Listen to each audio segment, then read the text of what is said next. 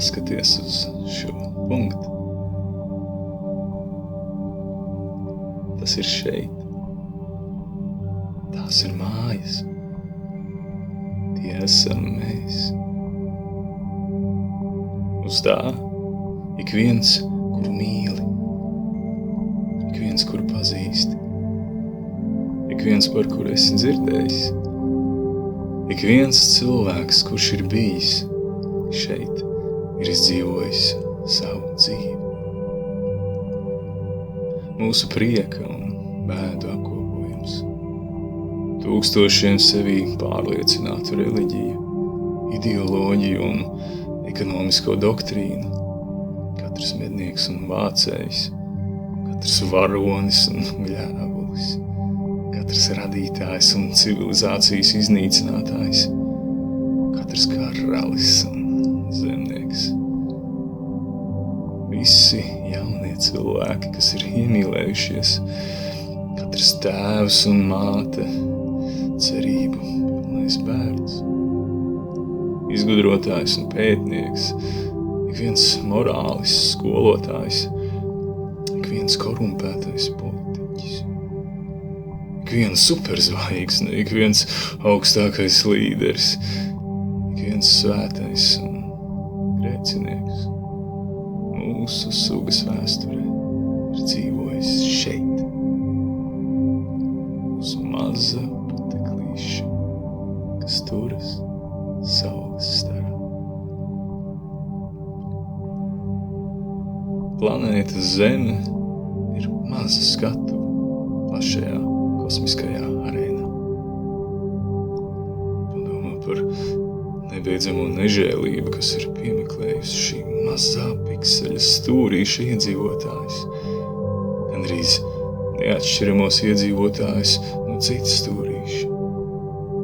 Cik biežas to nesaprašanās, cik dedzīgi tie viens otru vēlas nogalināt, cik vēls ir to naids.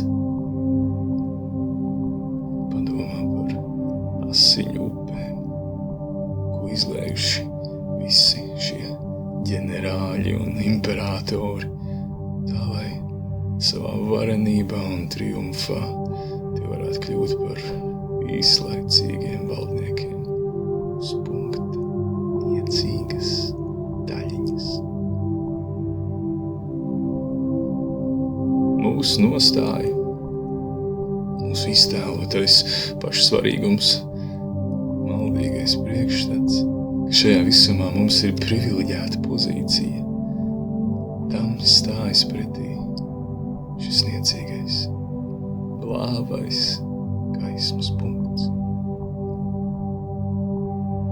Mūsu planēta ir vientuļa dzīvība, iekš varenās, aptverošās kosmiskās tumsas.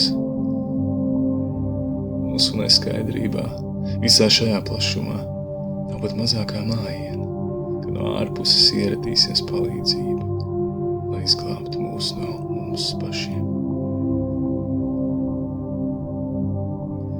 Līdz šim planēta Zeme ir vienīgā pasaule, kas rada un dod patvērumu dzīvībai.